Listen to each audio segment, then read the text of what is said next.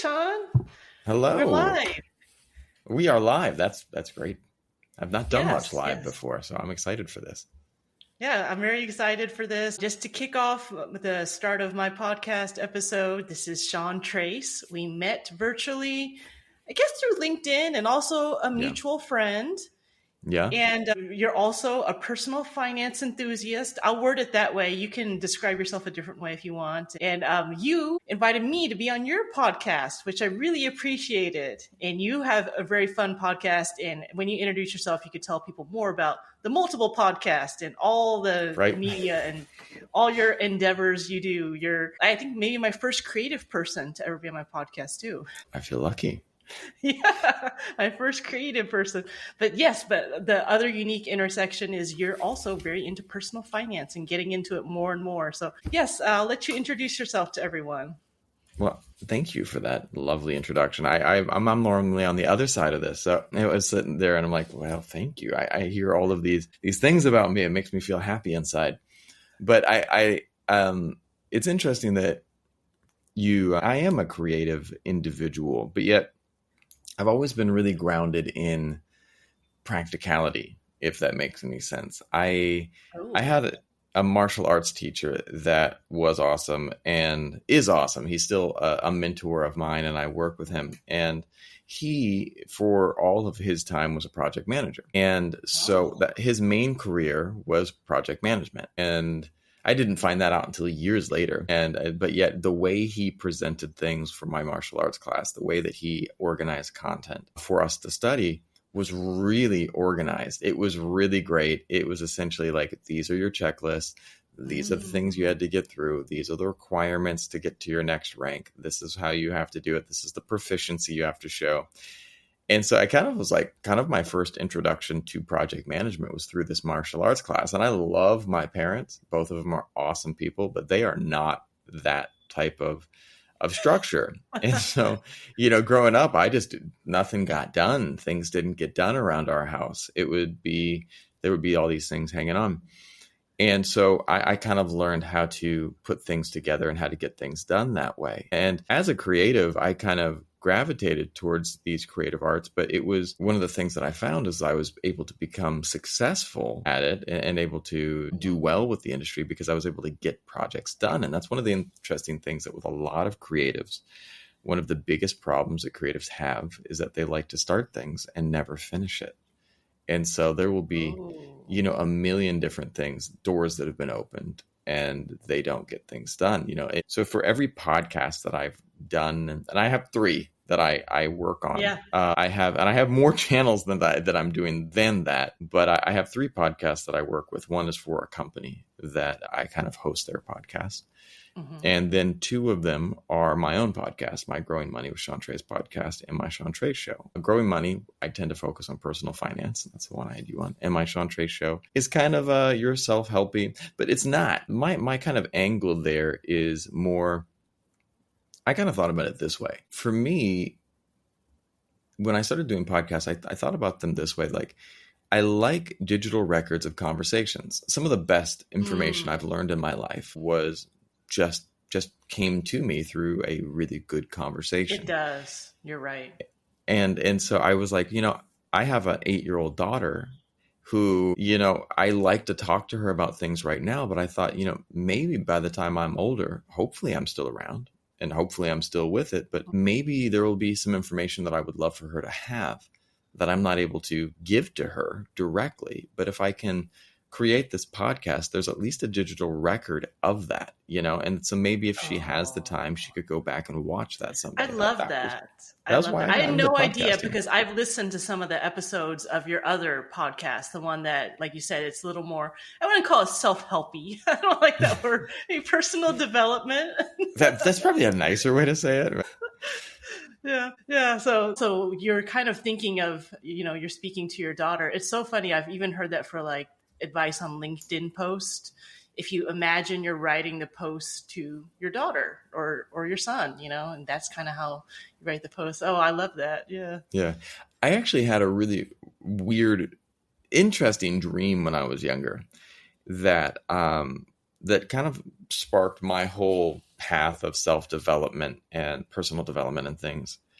When I was young and I was early on in my martial arts training and I was studying in university, I had this dream.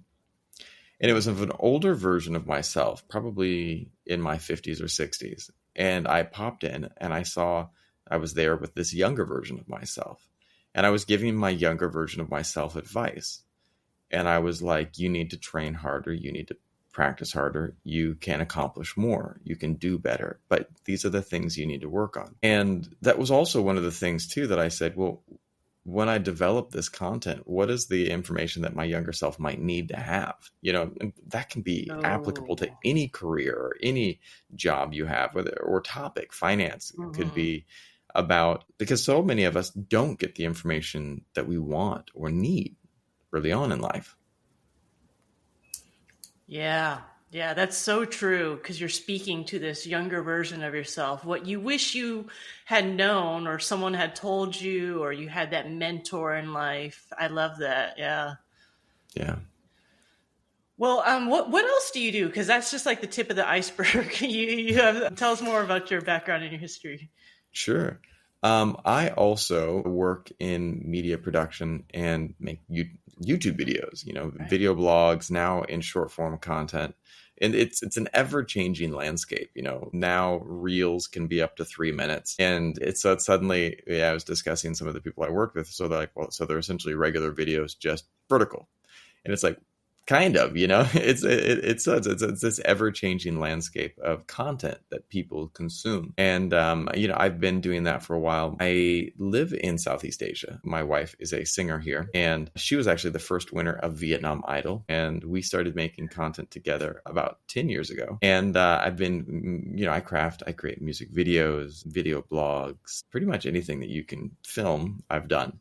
And besides feature films, I've done everything else. But I've worked on feature films, and that was an interesting thing. But, I help craft and create content. I also have a fun channel that I really love that was born out of the interesting time period for parenting that was the pandemic time period, where I create content for kids. All the lockdowns and stuff, when my daughter wasn't able to go to school, I was trying to find content to supplement some homeschooling curriculum because schools were shut down. So when I was looking for content on YouTube, I was struck by how little good content there was for kids. It really, there's stuff here and there, but the majority of it was awful. Like one of the main, and I'm not going to throw anyone under the bus, but one of the main YouTube channels for kids is this young girl, and she is role playing these situations with her dad. Not so young anymore, but she would go and they're like, Daddy, where are we now? And the father's like, we're in the club. And it's like, they make it look like this little kid was in a nightclub. And when my daughter was watching this video, and she's 5 or 6, and I'm just like, wow, this is pretty horrible. And then some of the other kids' channels are just super, super, super focused on consumerism. We're going to talk about the newest toys. We're going to talk about, and I love nice things, but, when I see so much of the trends on YouTube, and this is kind of a personal finance tie-in, a lot of the trends on YouTube are talking simply about consumerism and not intelligent consumerism, not intelligent buying. It's just buying to buy. And so when we would watch these kids videos, this kid is like, we're talking about the newest toy and we're talking about this game. And it was just constant consumption. And this is kind of a trend with a lot of YouTubers. They always like to show this new thing they bought, giving this person this money. And it's just not this healthy relationship with money. And so I created this YouTube channel where my daughter and I, on a green screen, take imaginary journeys to different places in the world and things where we learn about topics. And, and it was just fun for us. And it was something that my daughter, slowly, at the beginning, she was just doing it because Daddy was doing it with her. But now she enjoys it. Now she's the one making the slides and she's the one picking the content. And I'm like, well, whatever you want to make, whatever video you want to make, we'll make it. So, we're releasing this week a video about natural disasters where we talk about natural disasters, what they are and what causes them and how you prepare for that. So for me, media has always been, let me rewind a little bit. I worked as an English teacher when I first moved to Asia. And for many years, I taught kids English. And one of the professors that I had when I was younger had this, I can't remember the Latin quote, but we learn not for school, but for life. And for me, I've always really been inspired to try to do my part to make this world a little bit better of a place and to inspire people to view the world in a more magical and beautiful way, because I think it's really easy to get down in the dumps, to look at what's going on in the news and around us and kind of I'm one of those. I'll watch the news and just get horribly depressed, but then I'll go out into the world and see people. And no matter who's in charge, what's going on here or there, people are still wanting the same basic thing: to be happy, to love, to live, and to prosper. And, if we can share with people a little bit about how to better do that, especially in an ever-changing world, then it's a good thing. That's kind of how and why I got more into content. Yeah. No, I really love how you do that channel with your daughter. And you're right, because there's so much bad content out there. It's so poorly done. And a lot of people are sponsored, right? So kids don't understand that when people are doing these videos of, like my son used to watch this one of this Lego guy, and he always bought these new Lego sets. Some of them are hard to get. They're not easy to necessarily buy these Lego sets. And then, the people make them once and they're not really that interested. But then you get on this chase of wanting what they're doing. But, kids don't understand a lot of these people are sponsored. They're getting this stuff for free.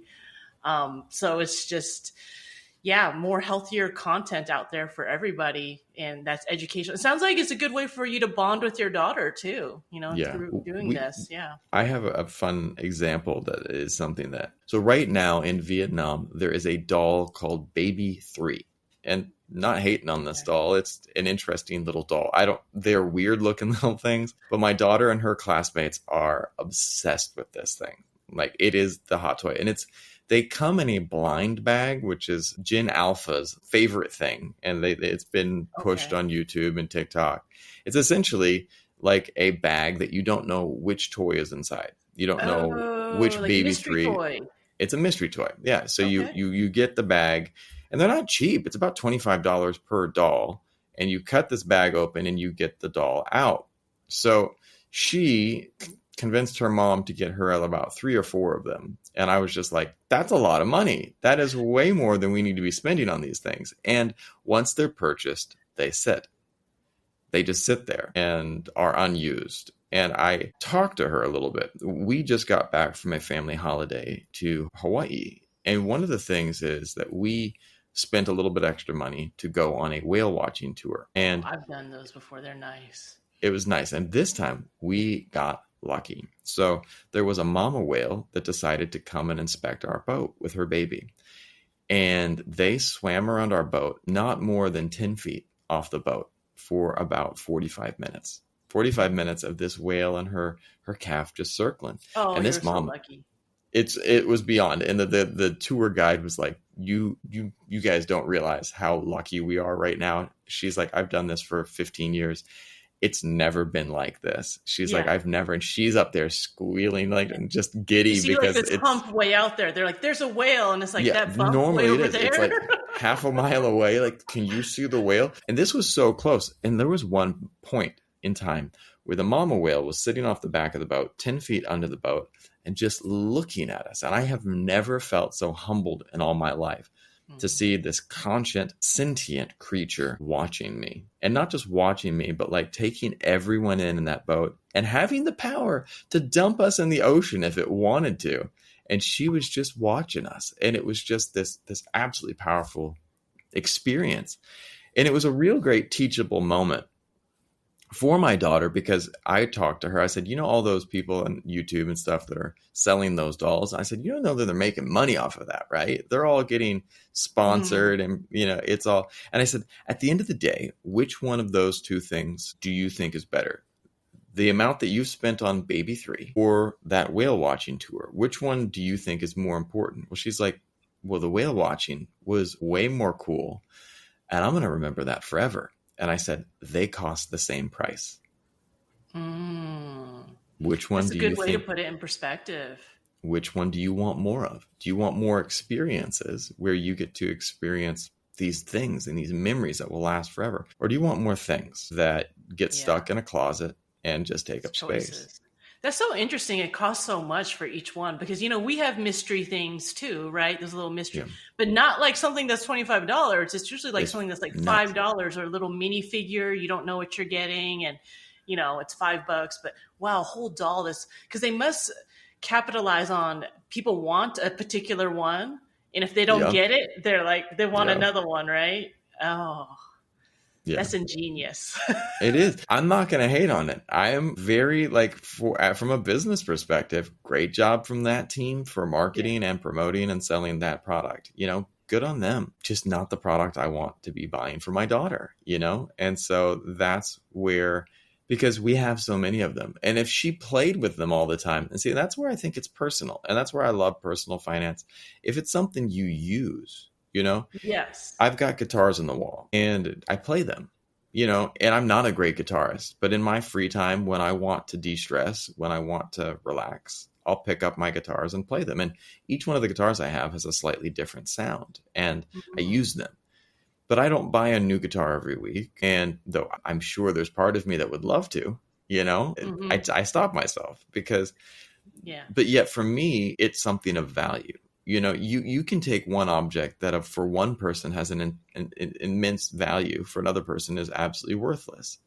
Oh, Whether that be an absolutely. expensive computer. Well, if you're a video editor or you're a programmer and you need a very, strong computer to be able to run the code that you're doing or be able to handle the video editing, it's probably going to be useful for you.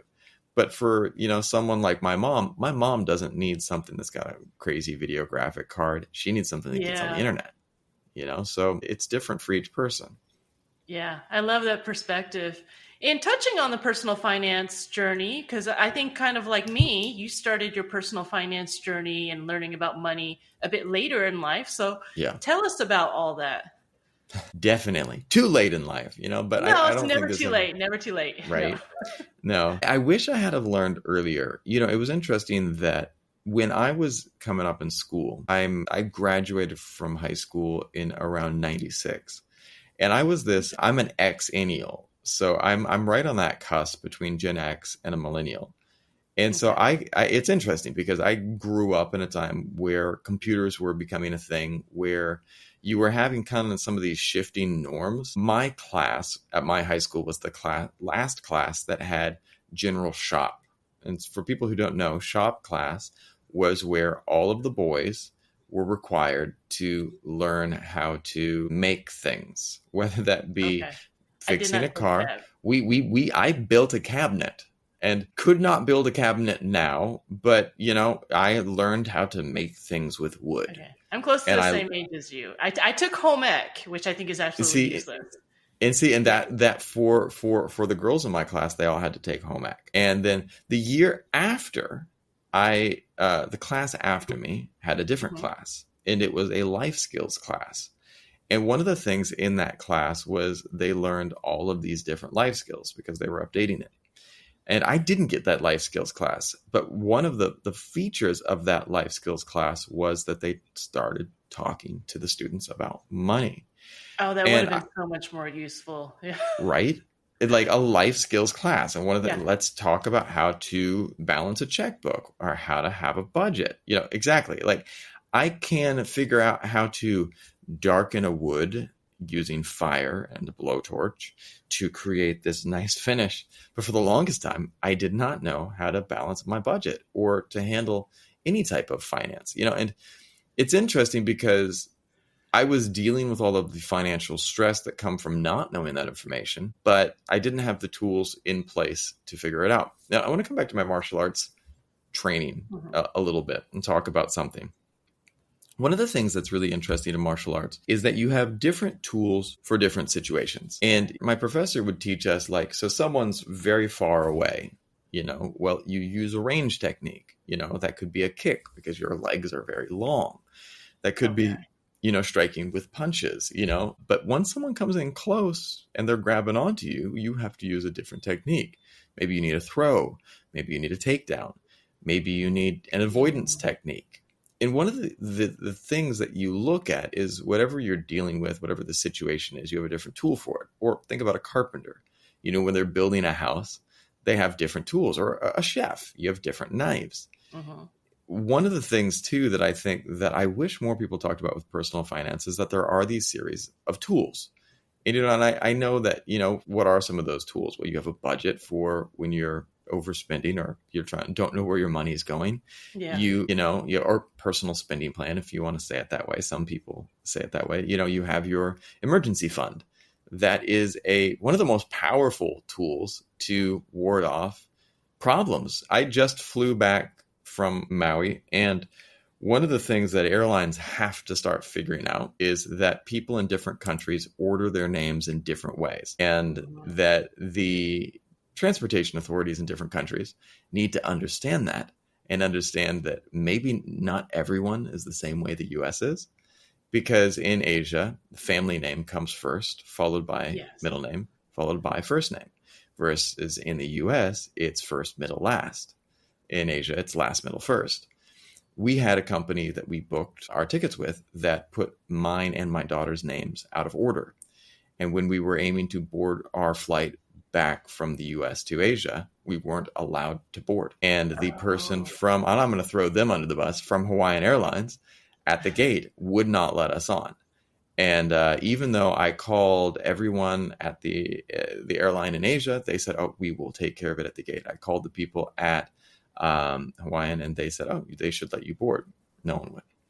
So we had to then buy new tickets back from the US to Asia last minute, which was not fun, but was only possible because we had an emergency fund.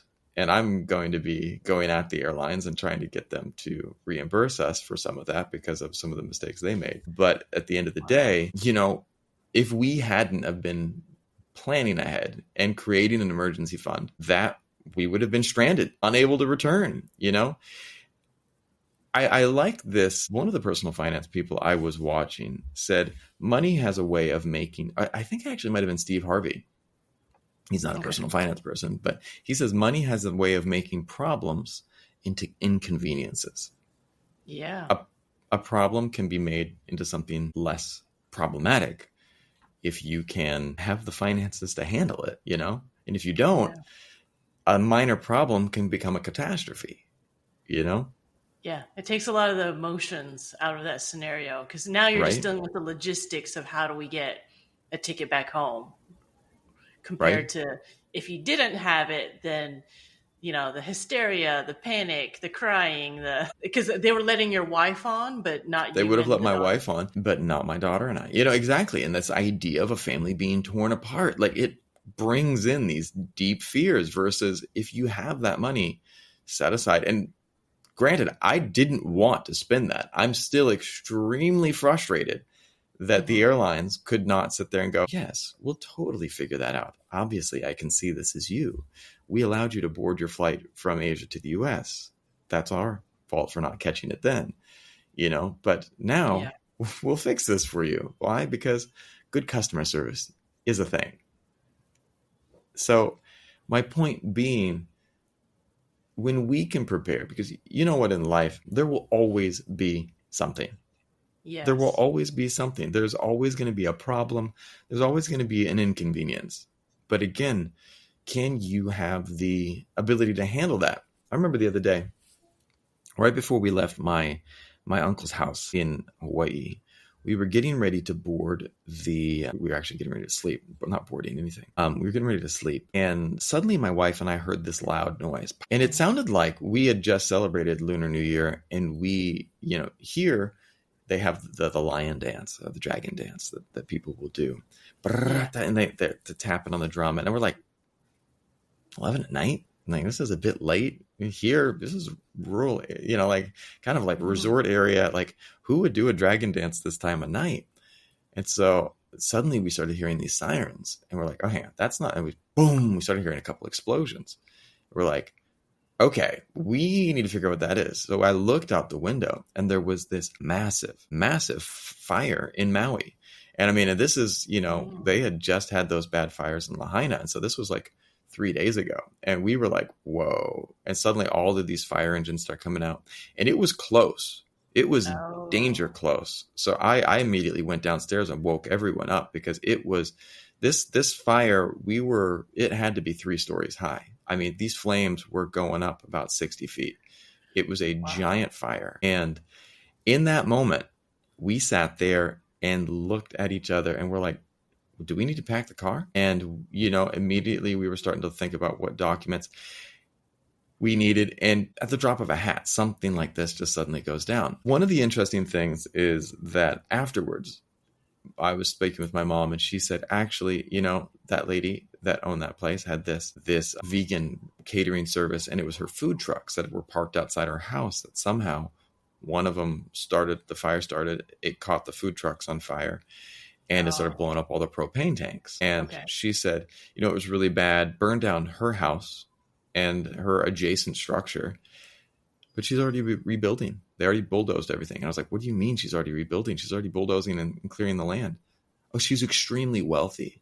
So she has the funds and the resources to fix it, to go back at it. Mm. And she's got great insurance, but she has this financial float to go at it. And I was just sitting there going, most people don't have that. Most people don't have the resources to kind of pick up and fix things. And again, I love all of these tools because our world is a world of chaos. But if you can have these things in place, you can kind of protect yourself from the chaos. So that's my journey into Yeah. personal finance. Oh no, I'm those are trying to some really good restore. stories from Yeah. your trip. I mean, they all just happened, and so many personal finance lessons in there. But when we were on the podcast, or I think we were chatting another time, you were telling me about how you wanted to teach personal finance to children through stories, and in particular zombie stories. So I'd love for you Yes. to talk about that. Yes. Slowly working on this. I've been focusing more on getting my more episodes up and trying to build my viewership, but I'm slowly writing a book with my daughter's involvement. We talk about the concepts and she bounces ideas back and forth with me. So I'm giving her a writing credit for that. The idea is based off of zombies. I love zombie movies. God, there's so many good ones. One of my favorites is Train to Busan, partially Oh, I because it's a love that. father and a daughter, and it's such a great I'm not a reimagining. zombie person at all. I actually, I don't know how to explain it. I don't really like to watch movies about things that are supernatural, but something about Train to Busan, it just feels very real, like it could be See, real. Yeah. and that's where I like zombies more than other stuff, because zombies are one of the few monsters that could happen. Because the zombie legend, I believe zombie stuff comes from rabies, like from how people would Mm. look at rabies. Rabies is a wild illness. Like if you ever watch it, it drives people and animals to bite. It's kind of Mm. this parasitic influence that takes over. And one of the things too is that when people get rabid, they get a desire, they thirst like dramatically, but their body has this crazy reaction to water. But by this point in time, these people are beyond treatment. But once these people get this, it's an aversion to water. So they'll start drinking water because they're thirsty. They're salivating. They feel like they need liquid, but once the water hits their mouth, they start shaking uncontrollably because this parasite is rejecting this. And so when I think about zombies, I'm like, that could be real, man. And it's a nice little mental game for me to sit there and go, well, how would I react? Because the ideas there are, everyone wants to say, and this is something that I learned in martial arts too. One of the things that I loved about learning martial arts is that it has kept me cool under pressure. Mm. There's been a couple times that I've experienced things that were really bad. I remember once I was at a camp in high school. I've been studying martial arts for a couple years and had this great teacher. And we were going down and he taught us how to kind of keep our cool. And we were going in separate situation, but we were going at this camp down the hill in a wagon, like a truck in the front, a hayride type of a thing, wagon in the Okay. back. And the truck went to turn, and it was a hill, it was dark at night, and the wagon didn't want to slow down. It was super loaded with all these kids. Oh. And suddenly it jackknifed, and the wagon started dragging the truck down the hill. And so we're sliding down the hill, and Oh. it's pulling us until we hit a tree. It wasn't fast, but it was slow. Suddenly, when we hit the tree, the truck lights turned out, and it went completely dark. And everyone lost their mind. People were screaming, people were crying. Oh. And in my mind, there's one thing that came to my mind is we've got like 60 people in this the back of this truck. There's people in the truck bed as well. There are people on the trailer, 60 some odd people total. And we're in the middle of the road and it's pitch dark, and someone's going to come around a corner and they might not know we're here, and they could just plow into us, and a lot of people would die. So suddenly I remember just having the wherewithal to say, all right, everyone shut up. We need to get everyone off of this trailer onto the side of the road. And this is before cell phones, so no one's pulling out pocket lights and stuff. Okay. And so we start unloading, and slowly and when I started doing that, suddenly another voice popped up. There was another person who started working with me, and the two of us were the only two people that were able to kind of keep their heads cool. I don't even know who it was, but we coordinated. We suddenly got everyone off the road up onto this hillside, way away from traffic. And then sure enough, another car came around the corner, but luckily they were able to slow down, and they went and got the police. The police came and everyone was picked up, and we were okay. Okay. But it was interesting because in that moment, and what is interesting about zombie movies in particular is that it's ordinary people who are suddenly thrust into extraordinary situations. And one of the things that's interesting is a lot of people don't handle it well. There are people who become evil. There are people that become, just don't do well. Think about there's always the movie where people are facing a disaster. We've set aside how much food we need, and, we have just enough food for us to survive. And so they're all sitting there, and then they turn around, they go to sleep, and they wake up, and then there's one person. It's always that character, and in the back, they've eaten the whole food supply. Like, Norman, why would you do that? That was all of our food for 2 weeks. And Norman's like, well, I don't care. And that person hopefully is the first person eaten in the show. When I was talking about this with my daughter, but a lot of zombie movies are kind of campy as well. And it gives you that ability to kind of step back and laugh about it a bit. But as I was looking at this, I sat there and started thinking about, well, you know what? There's a lot of personal finance ideas here, because zombie movies are based off of Maslow's hierarchy of needs. And, I think actually a lot of personal finance as well is based on that, because it's going to be, I don't know if it's hard, but you're combining kids, zombies, and personal finance. Right. But the basic level is, think about Dave Ramsey's like baby steps, right? Like, what's step number one? Your emergency fund. Why? Because at the end of the day, the most important thing are your basic needs. It's your pure survival needs. And, so you sit there and you start working on survival. Once you get past survival, you move up to these other levels, but you don't start investing until you handle all of these other things, So there's this order to events. And I started breaking that down and going, all right, well, that's, and if I turn to a bunch of 12-year-olds and say, I'm going to talk to you about the most important things that you need to survive. The kids are like, I can't understand that. They can't comprehend that. But if you start saying, all right, bunch of 12-year-olds, let's imagine there's zombies in the hallway. What? No way. There's zombies in the hallway? Suddenly they're into it. And you go, all right, but you can only take 5 items with you. What are those 5 items going to be? Suddenly you've helped kids establish needs versus wants. 5 items? And you don't know if you can get home. And those are the 5 items you need to take with you. Oh, man, I'm going to take my Nintendo Switch. But why would you take a Nintendo Switch? There's zombies outside.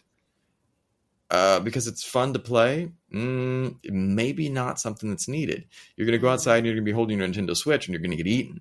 Okay, I need a zombie weapon. All right, good. You got your zombie weapon. Now we've got that established. What else do you need? Well, I need food. Okay, food. Food is really important, especially in the zombie world. What else do you need? Water. All right. Okay, we've got food and water. What else do you need? Well, I think that's pretty much it. Now I can have some things that are, wants. Do you have clothes? Well, no. So you're going to fight zombies naked. No, I need clothes too. So suddenly I'm able to chart out with the kids. I've done this experiments with some of the kids I mentor, and they really start understanding wants versus needs. And when you start framing things in a different way, it helps people start getting perspective, because none of us If you had have told me that I was going to have to buy all new tickets back from the US to Asia just last week, I would have said, that's not happening. We're not going to let that happen. That is not a cool scenario. That is like a worst case scenario. That's not happening. And I would just be like, out of mind. Can't happen. And it did happen. But because we had our tools in place, we were able to weather that storm. And I think that's where, for me, I'm trying to reframe personal finance from something that's so monotonous and out there to something that's really real world and helpful. My wife and I were talking about something, and she's like, I think I need help with an accountant for my business. And I said, yes, you do. It's really, really helpful. She's like, I just get so much anxiety even thinking about it. And I said, and that is why you need someone to help you, because they make something that causes you anxiety manageable. They make something that's just so overwhelming into something that can be validating. Like, they're handling all of that stuff for you that you don't have to think about it. All you need to think about is making sure you follow the plan. And if you can follow that plan, then when an emergency strikes, you're going to be okay. Yeah, that's really empowering, because it's recognizing sometimes you need some assistance or help with something, rather than letting that fear or that, you're letting your feelings paralyze you. There's this awareness where it's like, I need some help with that, and I'll hire someone that's good at that, right? Yeah. I think there's like this, we have this thing in society where everyone wants to be good at everything. And it's like, everyone's got that Boy Scout mentality. Like, I'm going to have all these patches. I'm realizing I'm not good at everything. I had told you that I was trying to learn some, just because I was trying to, learn some things with my daughter. And I was taking a class in Python. Do you know what I found out? I am not a computer programmer. I am not good at programming. I'm very good at getting things done. I'm very good at making sure projects flow. And I'm very good at looking at bigger picture things about getting things in place. I love project management. One of my absolute loves. I'm studying for my PMP. I love it. It's really fun for me. That being said, I know what I'm not good at. And I think that one of the things that more people need to look at is understanding, what are your strengths and what are your weaknesses? And if you're weak at something, find help. Find people that can support you in that, And there was a guest that I had on my podcast that said, you can't do everything. So don't try to, No. You don't try to. And he was like, he's a certified financial planner. And he's like, I've got an accountant to help me with stuff because I'm not good at everything. I'm good at this, but I'm not good at that. Yeah. I think it's this do-it-yourself culture. And there's this, where people don't want to be humble and admit they might not know something or need help with something. So I actually think some of the smartest people are the people who will seek out help in what they need help with. That's actually smarter than just like, I love accounting and I'm going to do my taxes every year. And maybe she submits her taxes late or something because, it's so daunting and all that. And it's just, there's real power in understanding what you know and what you don't know and outsourcing and getting the right help for yourself, Right. I had this interesting experience when I was in graduate school and I was tight on money at that time. And I had a problem with my car. My starter went out. Mm-hmm. And I was like, and I had a friend who was a mechanic and he's like, don't worry, Sean, we're going to fix this. And so he took me down to the junkyard. We found a replacement starter. I pulled it off the car and he's like, now put it on. And I was like, say what? And he's like, my tools are here. Everything you need is right there in that toolkit. And here's a YouTube video for your specific car model. Get to it. And I did it. I watched the video. I was able to put the starter on. It worked perfectly well. He came and checked my work. He's like, you did a great job. But you know what I learned in that time? I don't like that activity. It's not my thing, And I mean, the car was so well engineered that everything was tucked up. Toyotas are so well engineered, but they kind of, the engines convolute on themselves because they're so efficient at space. And it wasn't like one of my most enjoyable experiences. It was fun. It was interesting. I'm glad I did it once. Don't want to be changing car starters every day. Like, I'm not great at that. And Though I do think that there is a lot of overcharging that happens with cars. And so I think that if people can empower themselves to know what's required, it's good. But, for me, I've always been the type where, especially now, just find a great mechanic that I can trust, who I know is competent, who I know is fair, and is someone. It's just like, having a good doctor, having a good whatever, having a good team and team building, but team Sandra, team Sean. And I think that's one of the most Yeah, like important how you things. talked about you have this team for editing a lot of your video content. You don't spend the time to do it anymore. You hire people out to do all that. Even though you could, I'm sure you could, but it's probably not the most efficient use of your time. 100%. And that's it. And I think that that's something that I've been learning. But again, and that's where I came to this. It come back to your question too of, my zombie ideas. I think that I had to start reframing these ideas for myself. And I think that the zombie finance book is as much for myself as it is for anyone else, because to me, these concepts were always really hard to understand. It has always been really hard for me to grasp simple things, what is an asset versus a liability? And last year, 2023, actually now, I did my master's in business.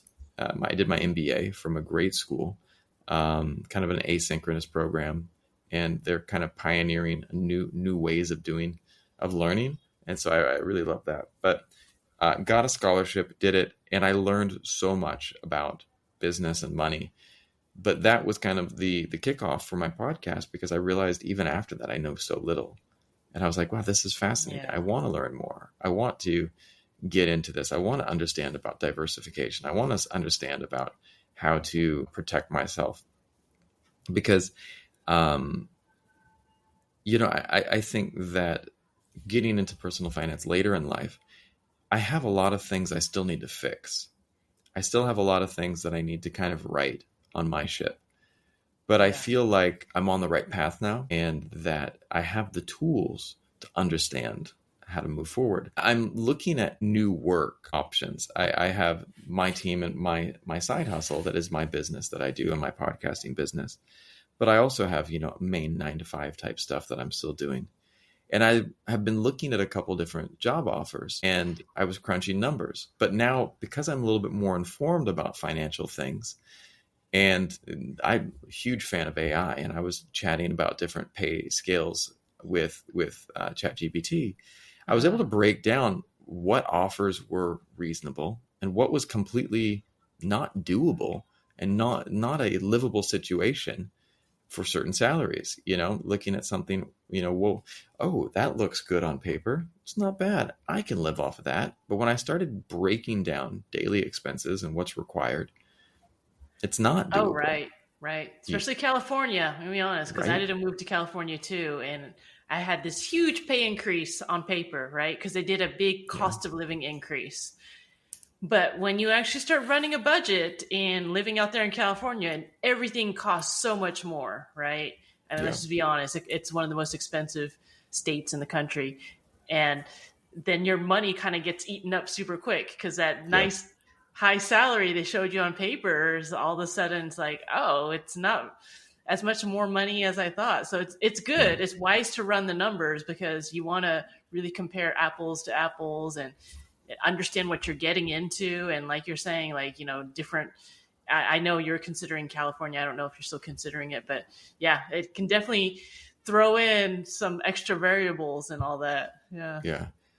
I'm considering where is the best for me. And I think that's kind of part of the Team Sean perspective. And one of the things that it's a different topic a little bit, but when I got back to Vietnam, I was reminded of the grass is always greener.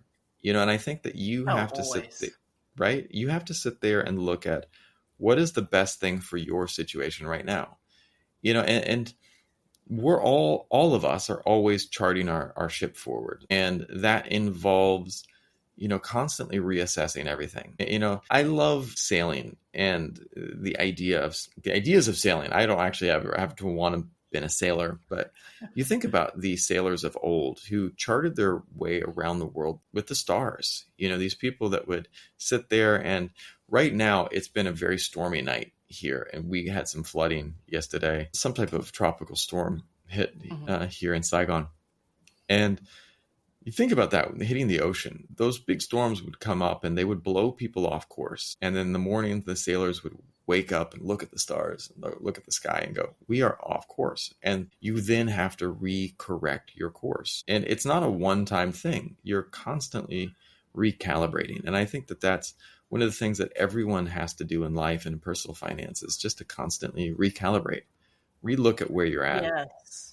Yeah. And say, and again, what's your North Star? What is it for you? Is it to have a large amount set aside in retirement? Is it to have those experiences like my family did with the whale watching? What is it for you that's your North Star? Because for all of us, it's different.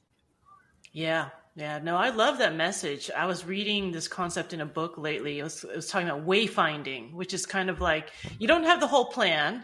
You don't have the GPS route in, but maybe a step or two ahead, and you're reassessing all the time, and you're just kind of figuring out by just going forward somewhere, right? Yeah. Yeah. I had some major health challenges earlier in life. And I remember that my dad gave me this one book that helped me a lot. I can't remember the name, but I think it's something along the lines of Just Enough Light for the Step I'm On. And it was a religious book. But the whether you're religious or not, the point of the book was this, is that sometimes we just have the light for what's in front of us. You think about if you want to drive from New York to Los Angeles and you're driving in the dark, well, you can do it with your headlights on. The whole route is not illuminated. You just have the light, 100 feet in front of you. But you're able to do that because you can see that 100 feet. And you're constantly reevaluating. All right, what's coming next? What's coming next? Oh, I'm hungry. Well, let's stop and get food. And those lights illuminate the way for you. You still have the direction and the place that you want to go to, but you have to wayfind. You have to constantly be reassessing. Now after my wife and I had to drop that money on that plane ticket, well, then our next step that we weren't anticipating is we're going to have to try to save more. We're going to have to try to refill our emergency fund. And, the new reorientation is that, and after some of the low ball offers in the US, like for me, career wise, I'm looking at doubling down on what I have in Asia because I have a good network here. I have a good thing going here. And I bumped into a guy that's doing a really cool outsourcing of work company here in Asia. So it's like, okay, I'm reevaluating. I'm looking at a new option, new path. And I think that if you can do that and stay true to what's important to you, at the end of the day, the most important thing for me is my daughter. And wherever I can be that can provide her a better life, that's home, And I think that's at the end of the day what I'm looking at. Whatever it is for you. I challenge people that are listening to this to figure out what is your North Star? What is it that's important for you? No, that's really good. I was going to ask what's next in the future for you, but you kind of addressed some of that because it's changed since some of our last conversations. So you never know, right? Right. You don't. Where you might That's end it. up or what you're doing. For me, I've got a couple big North Stars. First of all, is creating stability and safety for my daughter wherever I'm at in the world, and making sure that I can provide her a great education. Like here in Vietnam, I have a piano teacher that comes to my house, an art teacher that comes to my house. I have an extra math teacher. She likes to study chess. I found a teacher from India on Fiverr. It was absolutely awesome. That teaches her some chess. That's something that's important to me. But then for my media, at the end of the day, I want to build out. I would love to be the next Joe Rogan or Mel Robbins or one of those. But if I can help people, and I can be, and it's not because I want to be big, I want to be famous. I want impact. I want to be able to help people change their lives and to feel happy and confident. So at the end of the day, whatever job I'm doing, my end goal is to build that mission, that powerful statement of change that we can all be taking part in. Okay. That's awesome. Anything else in the works for you? Trying to think. You have so many things. Yeah, just keep building. I think that for me, again, it's just a constant reassessment. Every day is a constant reassessment. I love learning too. I've been actually really binging courses on Coursera, and not necessarily because they help with anything, but just because I love the information. And I'm starting a new master's program. My school reached out to me and offered me a scholarship to do a master's in business analytics. So I have a Oh, really great awesome. scholarship for that. So I'll be starting that in April, and Awesome. trying to apply those business analytics to my media and the content that I'm creating. So really starting to make Oh, data driven incredible. decisions. Yeah. Yeah, so many different things in the works. And as we're ending, we went a little bit Yeah. over. Where can people find you if they want to? I mean, I know there's many places to find you, but just let everyone know where they can find you. The places that, if you're interested in personal finance, you can always look up Growing Money with Sean Trace. I try to take financial ideas and dumb them down to a level that even I can understand.